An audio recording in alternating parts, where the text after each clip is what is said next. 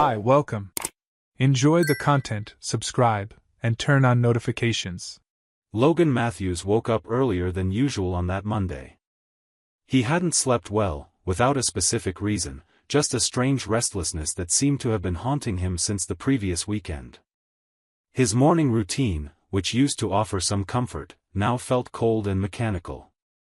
He made his coffee, ironed his shirt for work, and opened the drawer of underwear in search of a clean pair. It was at that moment, without any warning, that everything began to change.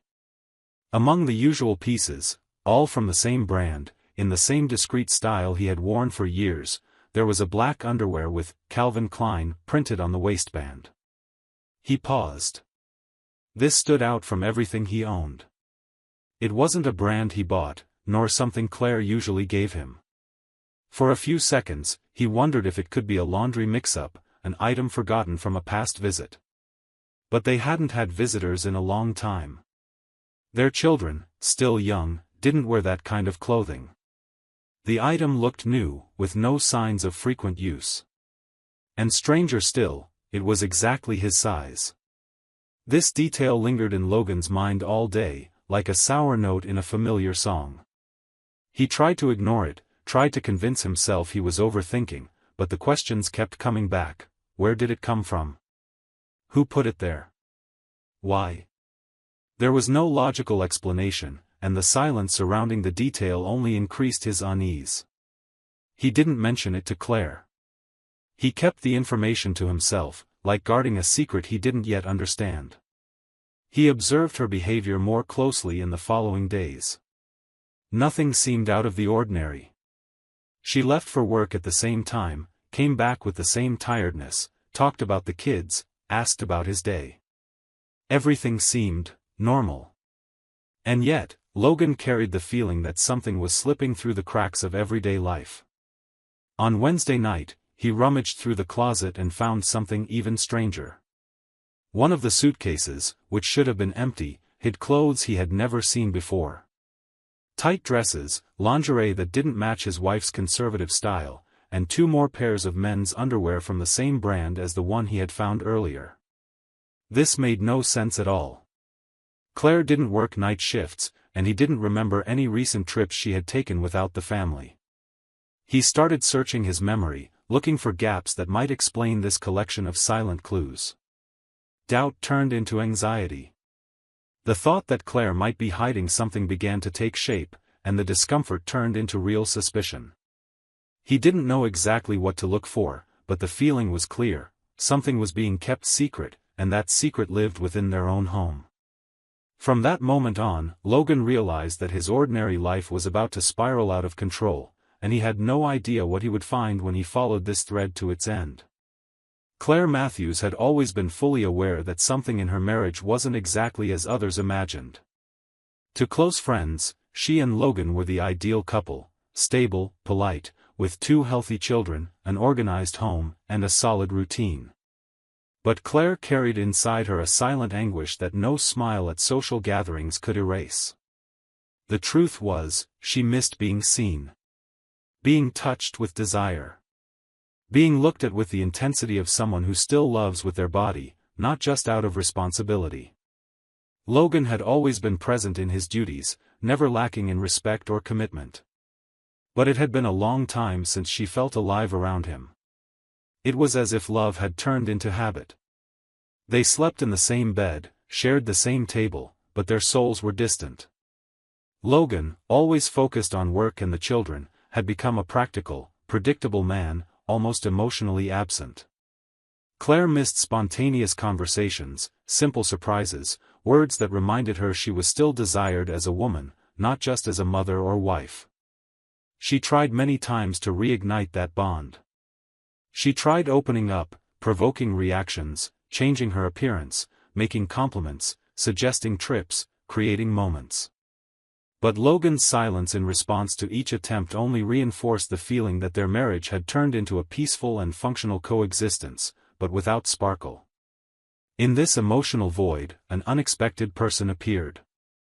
A man she met during a common afternoon, on a lunch break in downtown. He introduced himself as Dylan, and had exactly everything Logan seemed to have forgotten over the years. He had presence, spoke while looking in the eyes, made bold comments, gave compliments without hesitation, and more than that, he awakened in her a forgotten energy. In just a few minutes of conversation, Claire felt something light up inside her. A mix of nervousness with attraction. An intimate shock, as if her body were saying, "There's still life here." She couldn't resist when he invited her to see him again. She felt she was crossing a line, but wasn't sure exactly where that line began. What she knew is that for a long time she hadn't felt desired. In the following weeks, the meetings became frequent. Dylan was captivating, confident, said exactly what she wanted to hear. He touched parts of her body and mind that Logan had forgotten. He asked questions, listened carefully, paid attention to details. He knew when she wore new perfume, when she was more tense, when she needed to laugh. Claire didn't understand why, but Dylan seemed to know her in a way that confused her. It was as if he had studied her gestures, her history, her needs. She started living in two worlds, the world of the wife who took care of the house and children, and the world of the woman who rediscovered pleasure in the arms of someone who made her feel young, sensual, intense. She didn't talk to anyone about it. She kept the meetings in silence, with a racing heart and a divided mind. And even in the most intimate moments with Dylan, there was something inside her that whispered a doubt. Something in his eyes, something in the way he moved, reminded her of Logan. But she pushed those thoughts aside. She was tired of feeling invisible.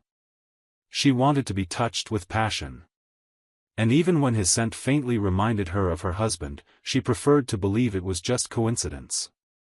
Because, at that moment in her life, what hurt more than guilt was the idea of continuing to live without feeling absolutely anything. And as much as she knew it could end badly, she had gone too far to turn back. Claire learned to live with guilt in the same way she learned to live with loneliness. It wasn't something that disappeared, but rather something that adjusted to her daily life. She continued fulfilling her duties as a wife and mother with almost automatic perfection. She prepared dinner, helped the children with schoolwork, asked Logan how his day had been. Everything seemed in place, but deep down, there was a growing invisible crack. And that fissure formed precisely at the most sensitive point in their relationship, the absence of true intimacy. The silence between her and Logan had become so habitual that any attempt at closeness seemed strange. And gradually, she stopped trying. The emotional erosion between them didn't happen overnight. It was a slow, silent, almost imperceptible process. Physical intimacy, which was already scarce, became almost non-existent. And this didn't just refer to sexual acts themselves, but to the everyday touch, the spontaneous hug, the affection without reason. Logan distanced himself from emotional contact like someone slowly turning off the engine of a car. And Claire felt this disconnection intensely. Every time he avoided her with excuses about tiredness, work, or sleep, she absorbed it as a clear message: you are no longer desired. And for all that he was a good father, an honest and present man, it was impossible to ignore that the love that existed between them had turned into a coexistence without connection. The accumulated emotional deprivation manifested in details that, to any external observer, would go unnoticed. The way Claire took longer to get ready when she knew she would see Dylan. The time she spent choosing her outfit, adjusting her hair, perfuming her body. She wanted to be noticed, wanted to be touched with intention, wanted to feel capable of provoking desire in someone. And Dylan responded to this with precision. He made her feel unique. Each of his touches, each word whispered in her ear, each intimate murmur served as a reminder of what she had forgotten about herself. More than physical pleasure, what she experienced was the emotional validation she hadn't received at home for a long time. This dynamic created a brutal contrast between what she lived in their encounters and what she felt beside her husband. Claire began to avoid contact with Logan. She felt uncomfortable even in the simplest moments, like sharing the bed. Her body had gotten used to another touch, another breathing. And her mind, even filled with guilt, justified her involvement with Dylan as a reaction to emotional abandonment. She felt torn between duty and desire, between morality and the need to feel alive. The absence of intimacy was no longer just a couple's problem, it had turned into a deep wound, fed by years of silence and mutual distance. And the more she surrendered to Dylan's presence, the more she distanced herself from the reality she shared with Logan. Logan began to lose the perception of control over his own reality. As the days went by, the feeling that something was deeply wrong stopped being a suspicion and became a burden weighing on his shoulders every minute. He could no longer concentrate on his work. During meetings, he found himself repeating pre-prepared phrases, distracted, disconnected from everything around him. At home, his eyes followed Claire's movements as if searching for hidden answers in trivial gestures. Every word she said was internally analyzed as a clue.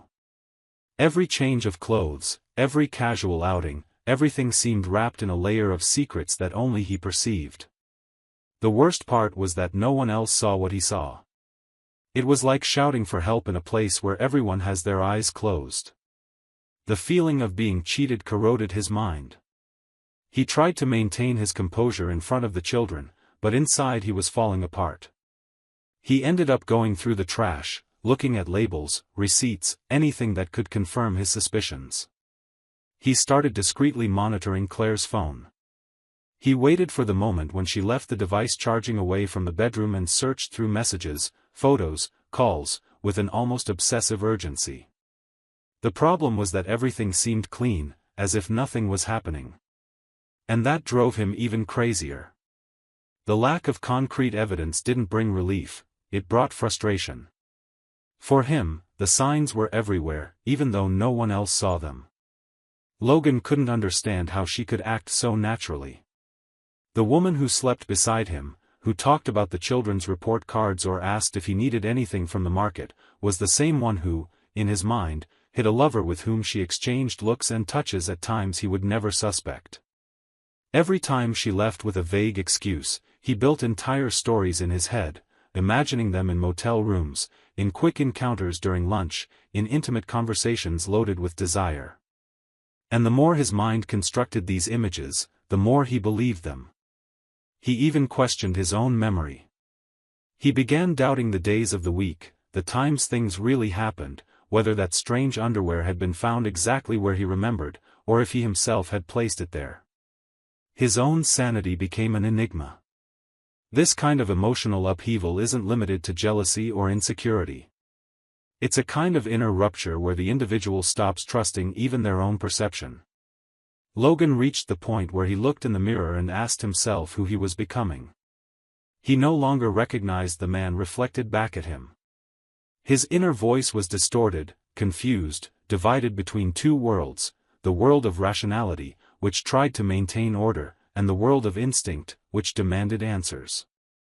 He slept little, with fragmented dreams, waking up with palpitations in the middle of the night. He got chills when he remembered the different smell on Claire's clothes or the locked suitcases in the closet. Silently, he carried the weight of a doubt that transformed him. The line between reality and imagination was fading before his eyes, and he was no longer sure if what tormented him came from outside, or from within. It was only when Logan collapsed in tears at Claire's feet that the truth finally imposed itself like a broken mirror before them both. She didn't react with shock, nor with anger. She stayed silent, as if she had already carried within her the awareness that this moment would inevitably come. He stared at her with a wet face, chest heaving, and asked, with a hoarse voice of desperation, who the man was that she had been meeting. Claire hesitated for a few seconds, as if the answer required more than words. Instead of lying, she avoided it. She knew that the reality Logan was about to face wasn't external. It was internal. And devastating. It was only in the hospital, hours after the breakdown, that everything began to make sense. When the doctors examined him and requested a psychiatric evaluation, the first signs emerged as fragments of something that had always been there, just misinterpreted. Logan had created Dylan. That confident, engaging, intense figure, the lover of Claire, the man he had spent days trying to identify, was himself. A hidden extension of his mind, forged deep within the emotional abandonment and accumulated frustration over the years. Dylan had emerged as a release valve, a response from the unconscious to the lack of connection that corroded the relationship. Claire realized this from the first encounter. The way he spoke, the manner in which he knew her preferences, the type of perfume, the way of touching, none of it was strange. It was too familiar. And even so, she allowed it. Not because she didn't recognize Logan behind the mask, but because there she reconnected with a side of her husband that had been lost. A side she had always wished would resurface, but which had to manifest under another name to be heard. She blamed herself. A lot. Not for cheating, because technically, there was no betrayal. But for having fed that illusion for weeks, pretending not to notice the obvious. She saw him transform right before her eyes and, instead of trying to rescue the real man, she chose to surrender to the illusion, because in that illusion there was warmth, desire, a reconnection with herself. Her mistake wasn't loving another, but loving her own husband only when he stopped seeming like who he truly was. And that destroyed her inside more than any guilt. True love should never require masks to survive. And yet, it was with a mask that he was seen again. This made her question everything, what she lost, what he lost, what they both failed to build out of fear of talking when there was still time. Logan remains in psychiatric care. The doctors believe that, with the right treatment, he can integrate the fragments of his own identity, understand where the breaks came from, and rebuild what was broken. Claire visits him whenever possible.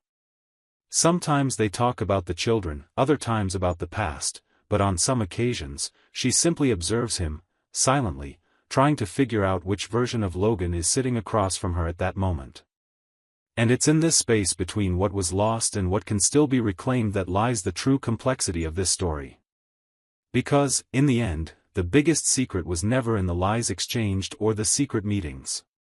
The biggest secret was inside him all along. And she saw it. She knew. And she chose to stay. But when love demands that a person transforms into someone else to be noticed, perhaps what needs to change isn't the appearance, but everything they both left unacknowledged while still pretending nothing had happened. Thank you for watching the video. If you enjoyed it, don't forget to subscribe to the channel and turn on notifications so you won't miss any updates. See you next time.